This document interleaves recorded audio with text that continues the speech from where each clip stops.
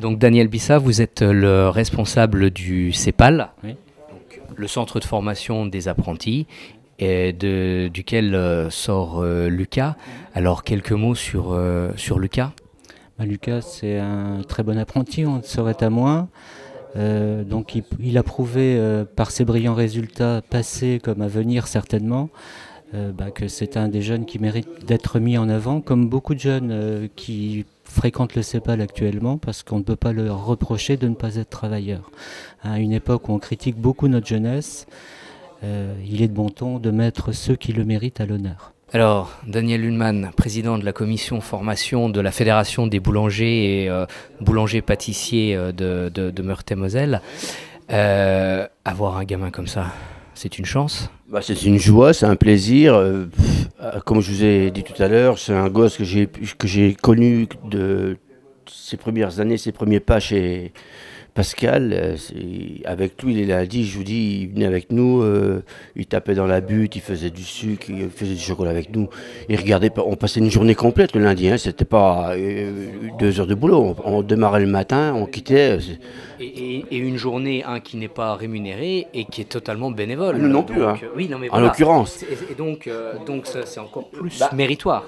D'autant plus que déjà à l'âge là, lui-même et nous-mêmes, tous les deux, Pascal, on transmet dans les écoles le savoir de notre métier, de la profession. On amène des joies, on amène tout ça, c'est merveilleux, quoi. On ressort de là, vous avez plus la fatigue, vous avez la joie. La fatigue, vous la sentez plus. Pascal, maître artisan, boulanger, pâtissier et heureux patron de Lucas Abel, meilleur apprenti de France depuis 15 jours. Ça fait quoi? Ça fait chaud au cœur. Ça a été, je te l'ai dit, tu étais avec moi le jour où on a su par téléphone, puisqu'on faisait notre petite fête Place Colombet, on l'a annoncé. Bon, tu m'as vu, hein, j'ai pleuré. Là aussi, c'est trop beau, quoi. Alors comment ça se passe? Parce que ça fait 6 ans qu'il est chez toi, dans ta boulangerie, qu'il travaille avec ton équipe. On va parler après de l'équipe. C'est beaucoup de travail, c'est beaucoup d'heures, beaucoup de présence. Raconte-nous un petit peu des... Déjà, notre profession, au départ, c'est une profession passion. On ne vient pas dans ces métiers-là pour dire on gagne tant de l'heure, on gagne bien notre vie, hein, c'est loin s'en faut. Et c'est pour ça que j'encourage toujours les jeunes à venir dans nos métiers, parce qu'on veut tous leur donner des bacs. Mais avec des bacs, on s'aperçoit que les pauvres gamins, ils ne font pas des salaires. Alors que chez nous, s'ils ont une bonne formation, il n'y a pas de problème. Ils ont tous du bon travail, ils peuvent s'installer, peuvent partir aux États-Unis. Tu sais que, comme moi, que les pâtissiers, boulangers dans tout le monde français sont cotés. Donc un gamin comme ça qui a une bonne formation, qui a une volonté comme Lucas, il peut largement gagner sa vie. Alors que si on avait forcé un gamin comme ça à faire des études, il aurait végété, ça lui plaisait pas. Alors que là, il était en demande, comme vous a dit mon copain Daniel. Dès que le patron lui disait, tiens, avec Daniel, on va aller faire une pièce dimanche. Oh patron, je viens avec vous. J'avais même pas besoin de lui dire qui c'est qui veut venir avec moi. Je veux dire, d'ailleurs, je dis Lucas, mais je peux dire que toute mon équipe est comme ça. J'ai peut-être une chance, hein, je sais pas. C'est une bonne étoile peut-être, hein, mais au niveau que ce soit Julien, que ce soit... L'ambiance ici, on bosse, on s'engueule, on rigole.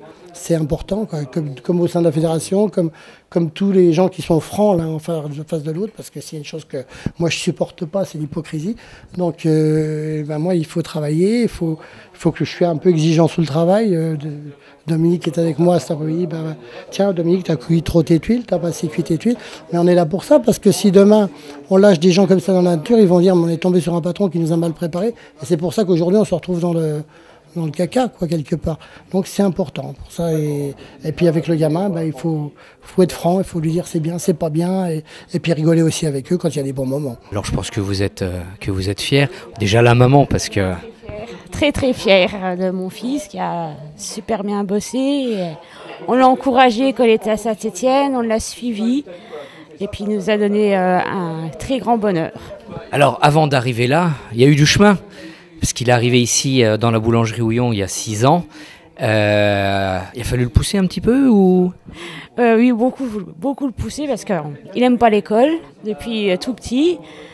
Et bon, en sixième, il a fait 2 ans de sixième, 1 an de cinquième, et puis après, il a voulu choisir son métier. Il était temps de passer à autre chose. Le temps de passer à autre chose, et puis il a trouvé ce qui lui convenait, et puis maintenant, il se débrouille très bien. Alors racontez-nous à la maison, c'est quoi? C'est une passion? C'est lui qui fait les gâteaux, qui s'occupe de tout ça à la maison? Il vous laisse plus la main? Oh non, moi je fais plus de gâteaux, lui encore hier soir, il a fait des cakes Mirabelle, ça l'occupe. Dès qu'il a un peu de temps, il fait quelque chose, des pâtés, il fait un peu de tout. Papa, vous lui avez botté les fesses? C'est vrai qu'au départ, il n'était pas voué à une grande carrière, parce qu'à l'école, c'était pas son trip en fait. Mais ensuite, il a quitté en cinquième et il a voulu passer un CAP. Oui, c'est ça, un CAP. Il a voulu se diriger vers l'agriculture.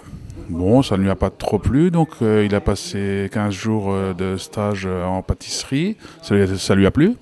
Et à partir de là, je pense qu'il a eu un petit déclic. C'était vraiment sa vocation. Et aujourd'hui, à force d'efforts, de volonté, de pratique, il est arrivé au niveau qu'il est. Et la fierté d'aujourd'hui de nous, de sa petite sœur, de sa maman, de son patron, de ses professeurs. Il dort souvent en fait. Ah, oui, mais c'est de bonheur. Oui. Bon, alors du coup, on a cru entendre tout à l'heure que comme l'école c'était pas trop son truc, tu l'aides, on le dira à personne, hein, tu l'aides à faire ses devoirs ou ses devoirs de français, de maths? Non. Il se débrouille? Il les fait pas. Donc Julien, chef boulanger à la boulangerie Houillon, ça le fait. C'est toi qui a dû un petit peu manager Lucas dans son cursus. Comment ça se passe? Comment ça s'est passé? On a un peu discuté et puis moi par rapport, j'avais déjà fait aussi des concours avant, donc je lui ai dit à peu près mes a priori, ce qu'il fallait plus faire et moins faire, et Lucas s'est bien débrouillé pour tout ça, quoi. Alors c'est beaucoup de mise en valeur de Lucas, mais c'est aussi quelques tapes derrière la tête pour remettre en place? Ah, il y en a eu quand même quelques-unes, plus au début que vers la fin. Mais c'est vrai qu'au début, il était un peu turbulent, mais au fur et à mesure des années, il a beaucoup mûri. Personnellement, même dans son travail, ça s'est beaucoup vu. Avant de parler de la préparation, juste quelques mots sur cette journée d'examen, cette journée de concours.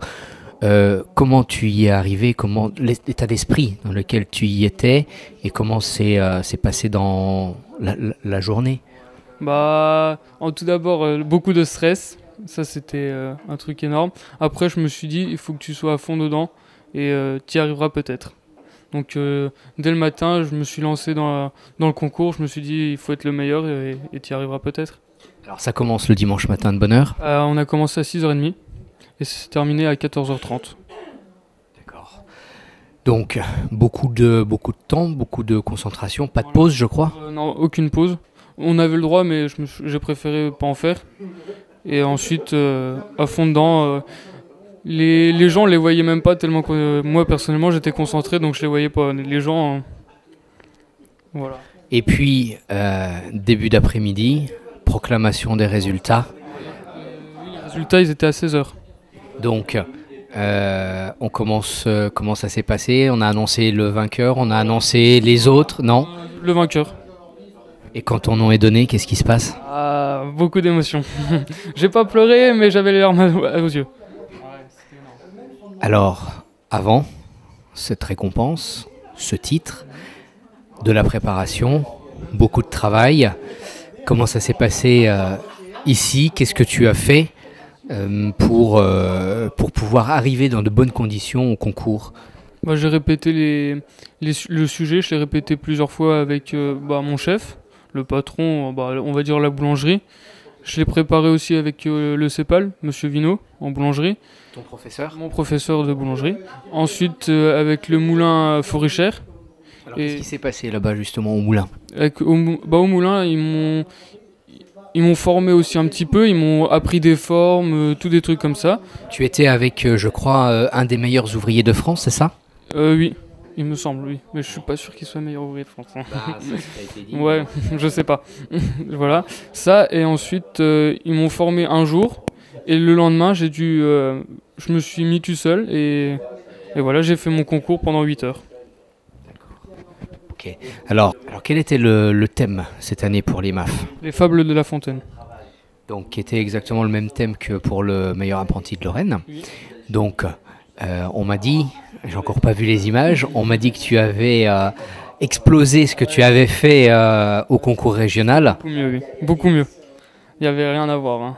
Là. Donc, c'est toute cette préparation, toutes ces répétitions qui font qu'on arrive à la perfection. Voilà, c'est ça. Au début, j'ai commencé, c'était, on va dire, nul. Maintenant, je trouve que c'est quand même beaucoup plus beau. Hein. J'étais vraiment content de moi. Raconte-nous un petit peu ce que tu as fait dans les différentes spécialités de boulangerie. Sur le concours ? Oui, sur le concours. Sur le concours, on a fait du pain de tradition française, du pain de campagne, des viennoiseries, des coupes garnies et une pièce artistique sur le thème de Fables de La Fontaine. Alors, quand tu dis tu as fait, c'est-à-dire que tu avais tes farines, il a fallu... Non, c'était déjà chaud fait. Tous les mêmes candidats avaient les mêmes farines. Ça, c'était... Après, nous, on avait juste notre... savoir-faire, voilà. De présentation, voilà. De cuisson, de... C'est ça. D'accord, mais pas la préparation comme tu peux faire tout ici, ce qui est farine et tout, non, ça, ils nous le donnaient. Les pâtes, si, on a dû les faire. Mais la farine, ça, c'était imposé. Le sel, on ne l'a pas ramené d'ici non plus. Okay. Tout ça, toutes les matières premières, ils nous les fournissaient. Pour que tout le monde soit sur le même pied d'égalité. Voilà, c'est ça. Voilà. Mais après, voilà, il a fallu pétrir, pétrir, cuire, fabriquer, tout ça, quoi. Ils nous donnaient les matières premières et après, on devait faire du pain, les pièces et les couches. Voilà. D'accord. Alors, les fables de La Fontaine, qu'est-ce que tu as retenu, toi, chez La Fontaine? Il est... rien. Si, j'ai fait... C'est un ancien personnage, hein. Moi je le connais pas personnellement. Oui, mais disons ce que tu as présenté comme personnage. J'ai fabriqué sur le thème les corbeaux et le renard. D'accord. Ok. Donc il y avait du fromage qui pue, comme on dit en Amérique.